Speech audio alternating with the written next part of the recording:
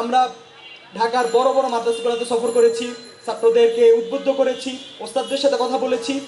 এর আনুষঙ্গিকতায় জানেন যে আন্দোলনের শেষ দিকে, শেষ 15-20 দিন যাত্রাবাড়ি, কাজলা, সাইনবোর্ড সহ, ফরিদাবাদ মাদ্রাসা সহ এবং আমাদের আপনার বাড়িধারা মাদ্রাসা সহ বেশ বড় একটা জাগরণ সৃষ্টি হয়েছিল, যেটা হলো কওমি মাদ্রাসার ছাত্ররাই সেখানে সর্বোচ্চ সাপোর্ট করেছে এবং সর্বোচ্চটুকু দিয়েছে, রক্ত ঢেলেছে, কেউ শহীদও হয়েছে। তো আসলে আমরা যারা এই ব্যানারে ছিলাম 13 জন, এই 13 জনের কষ্ট শ্রমের কারণে এটা হয়েছে।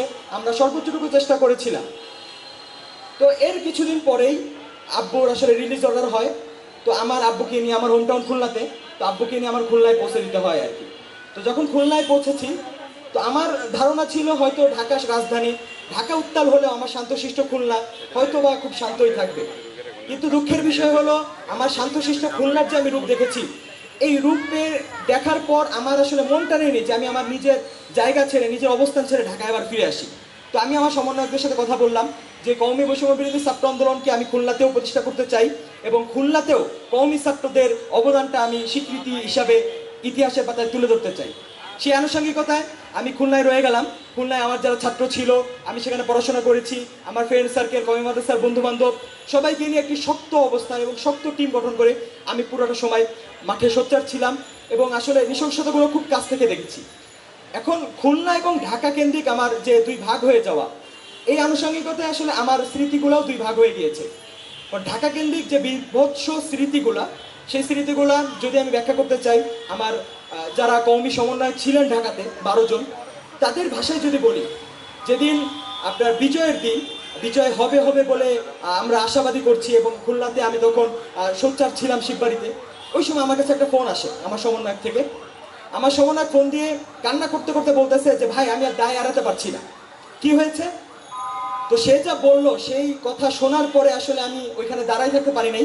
আমি হাত পা ছেড়ে দিয়ে বসে পড়েছিলাম রাস্তার উপরে। কাহিনীটা এরকম যে কাজলা যে টোল ঘর আছে, এই টোল ঘরের পাশ দিয়ে একটা চিকন রাস্তা চলে গেছে হাইওয়ে পর্যন্ত। তো হাইওয়েতে আমাদের মূল আন্দোলনকারীরা, বৈষম্য বিরোধী ছাত্র আন্দোলনের ব্যানারে আন্দোলনকারীরা ছিলেন। তাদেরকে প্রোটেক্ট করার জন্য আমার সমন্বয়কদের সাথে নিয়ে একটা টিম, কওমি মাদ্রাসার টিম, সেই গলিপথে অবস্থান করছিল। তো বিষয়টা পুলিশদের জন্য একটু কঠোর হয়ে যাচ্ছিল, কঠিন হয়ে যাচ্ছিল, যে তারা চোরা পথে যে হামলা চালাতে পারছে না। সেই হিসাবে নেতৃত্বদানকারী যে ছিল সমন্বয়ক, তার মাথা বরাবর টার্গেট করে গুলি ছোড়া হয়। কিন্তু ভাগ্যক্রম বা দুর্ভাগ্যই বলবো কিনা আমি বুঝে আসতেছে না, যে পিছন থেকে আর এক ছাত্র তার সমন্বয়ককে বাঁচাতে, সমন্বয়কে যখন টান দিছে, সেও তো বসে পড়ছে, বাকি নিজে আর বসতে পারে নাই। গুলিটা তার মাথা ভেদ করে পিছন দিয়ে বের হয়ে গেছে এবং লাস্টে আমার সমন্বয়কের হাতে এসে পড়ছে। তো রক্তে তার শরীর ভিজা, আমাকে ছবি পাঠাইছে এবং ভিডিও পাঠাইছে কান্না করতে করতে।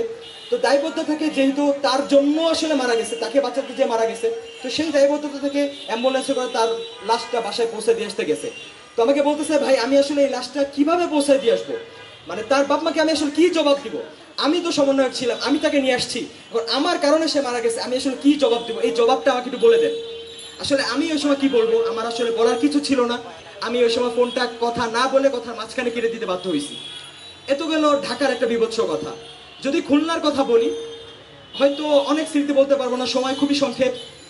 একটা স্মৃতি বলি, 34শে জুলাই মানে শুক্রবার, বৈষম্য বিরোধী ছাত্র আন্দোলন কেন্দ্রীয় থেকে ঘোষণা করা হয়েছে যে জুম্মার পরে গণমিছিল দেওয়া হবে।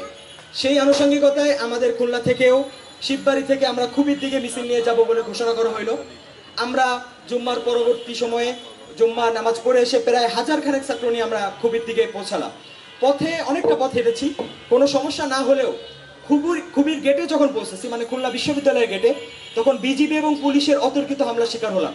আমরা ছিলাম অপ্রস্তুত, একের পর এক টিয়ার শেল, গুলি, মানে ওই পরিস্থিতিটা আসলে বলার মতো কোনো ভাষা নাই। তবু আমরা ছিলাম আন্দোলন করে করে অভ্যস্ত ছেলে, টান আন্দোলন করেছি। সেই হিসেবে আমরা হয়তো ওই টিয়ার শেলের ধোয়া খেয়ে বিষাক্ত শরীর নিয়ে হয়তো সামনে এগিয়ে গেছি এবং তাদের সাথে যুদ্ধ করেছি। তো এই যুদ্ধটা টানা আধা ঘন্টা ধরে চলেছে। এরপর পুলিশ থেকে গুলি থামানো হলো। পুলিশের বড় অফিসার আমাদেরকে ডাক দিলে যে ঠিক আছে, আমরা আলোচনা করি। তো আমাদের কাছে মনে হলো যে হয়তোবা তারা নিজেদের ভুলটা বুঝতে পারছে, যে আমাদের শান্তশিষ্ট প্রোগ্রামকে তারা হয়তো সামনে বাড়তে দিবে বা আমাদের প্রতি সহনশীল হবে। মজার বিষয় হলো, আমাদের সমন্বয়করা যখন তাদের সাথে কথা বলছে, পিছনে আমাদের ছাত্ররা অপ্রস্তুত হয়ে দাঁড়িয়ে আছে যে কথা যেহেতু বলছে হয়তো গুলি ছুড়বে না, কিন্তু দুঃখ পরিতাপের বিষয় আমার দেশেরই পুলিশ, আমার দেশেরই ভাই, যে আমরা একই বাংলায় কথা বলি, আমাদের সমন্বয়কদের যারা নেতৃত্ব দিচ্ছিল তাদেরকে কথা বলার ছলে এক পাশে নিয়ে যে কথা বলা অবস্থায় আবার গুলি শুরু করেছে।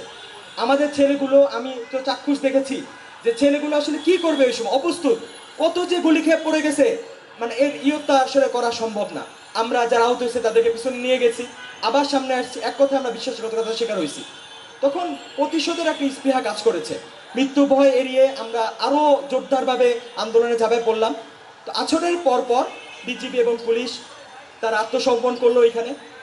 তো আমরা মনে করলাম যে এইবার হয়তো বা আমরা বাঁচতে পারবো। আমরা খুবিতে ফিরে আসলাম, আসরে নামাজ পড়লাম।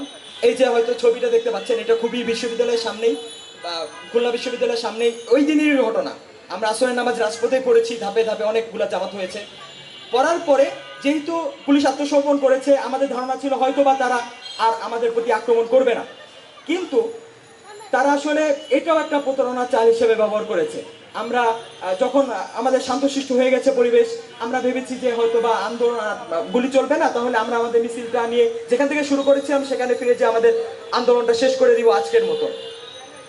সেই হিসাবে খুবির যে বোনেরা, সেই বোনেরাও আমাদের মিছিলে অংশগ্রহণ করলো, যেহেতু আর কোনো রিস্ক নাই। তো আমরা বোনেদেরকে সামনে দিয়ে মিছিলটা যখন এগিয়ে নিচ্ছি, শহরে ঢুকবো এমন পয়েন্টে দেখলাম যে খুলনার সোনাডাঙ্গা থানার সাজোয়া যানগুলো যুদ্ধের প্রস্তুতি নিয়ে দাঁড়ানো, এবং আমাদের দেখার সাথে সাথে তারা গুলি শুরু করছে। তখন আমরা বুঝতে পারলাম যে পিছনে যেখানে আত্মসমর্পণ করছে তাদের আসলে গুলি শেষ হয়ে গিয়েছিল, যেন আমরা তাদেরকে আক্রমণ না করি, এই জন্য তারা প্রতারণার ছল ধরে আত্মসমর্পণ করেছে। এই জিনিসটা আসলে আমরা নিতে পারি। তবু যদি আমাদের উপরে গুলি আসতো হয়তো বা আমরা বেঁচে ফিরতাম বা মরে যেতাম, কোনো আফসোস ছিল না। কিন্তু আমাদের বোনেরা, তারা তো আন্দোলনে খুব একটা সক্রিয় ছিল, বলতে ওইখানে যারা ছিল তারা হয়তো সক্রিয় ছিল না।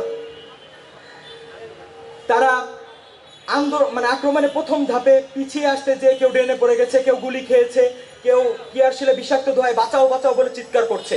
আমরা সেটা দেখে আসলে নিজেদের জীবন কিভাবে বিলিয়ে দেব সেই চিন্তা না, জীবন কিভাবে বাঁচাবো সেই চিন্তা না, তাদেরকে পিছনে সরিয়ে দিয়ে আমরা সেই আন্দোলনে আবার আক্রমণে ছিলাম। এই আন্দোলনটা মাগরিব পার হয়ে গেছে, বৃষ্টি শুরু হয়েছে, আমরা মনে করছি হয়তো অন্ধকারেও তারা থামবে, কিন্তু না।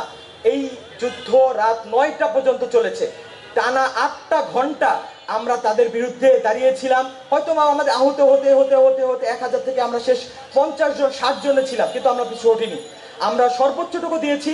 এমনকি শেষে যখন আমরা টিকতে পারছি না, রাত 9টার পরে পা চলছে না, পায়ে জুতা নেই, মাথায় টুপি নেই, অবস্থা ভয়াবহ, সারা মুখে পেস্ট দিয়েও আসলে টিয়ার শেলে ধোয়া নিতে পারছি না, তখন আমরা পিছপা হইনি, কিন্তু ভিন্ন পথ ধরে আমরা যেইখান থেকে আমাদের মিছিলটা শুরু করেছিল, এবং আমরা সিদ্ধান্ত নিয়েছিলাম যে এই মিছিলটা সেইখানে গিয়ে শেষ করব, রাত 9টার পরে আমরা সেইখানে গিয়ে শেষ করেছি। এখন আপনার ধারণা হতে পারে হয়তো বা আমি একাই করেছি, কিন্তু আসলে বিষয়টা এরকম না। সাথে আমার কওমি মাদ্রাসার ছাত্ররা ছিল, তারা কষ্ট করেছে, বাসায় ফিরেছে রক্তে ভরা জুব্বা নিয়ে। আমি যখন ফিরেছি বাসায় কান্নাকাটি শুরু হয়েছে যে রক্তে ভরা জুব্বা নিয়ে আসছো, তোমার কি দেশ বড় না পরিবার বড়? আমার মুখ দিয়ে একটাই কথা বেরোইছে যে আমি যাব এটা নিশ্চিত, এখন তোমরা আমাকে হাসি মুখে বিদায় দিবা না কান্নাকাটি করবা, অপশন দুইটা, যেটা তোমরা বেছে নিতে পারো।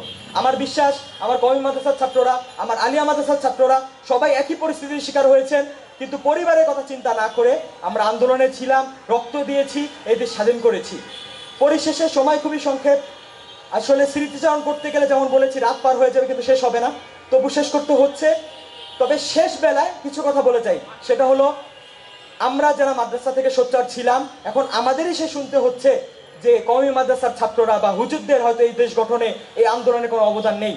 আমি বলতে চাই আমরা সোচ্চার থেকেছি, তার প্রমাণ হাজারো হাজারো আছে। যদি লাশ চান হাজারো লাশের ছবি দিতে পারবো, যদি আহত চান হাজারো হাজারো আহতের ছবি দিতে পারবো, খবর দিতে পারবো। সুতরাং যারা এই সব কথা রটাচ্ছে তাদের দুরভিসন্ধির পিছনে সন্দেহ করাটা দরকার।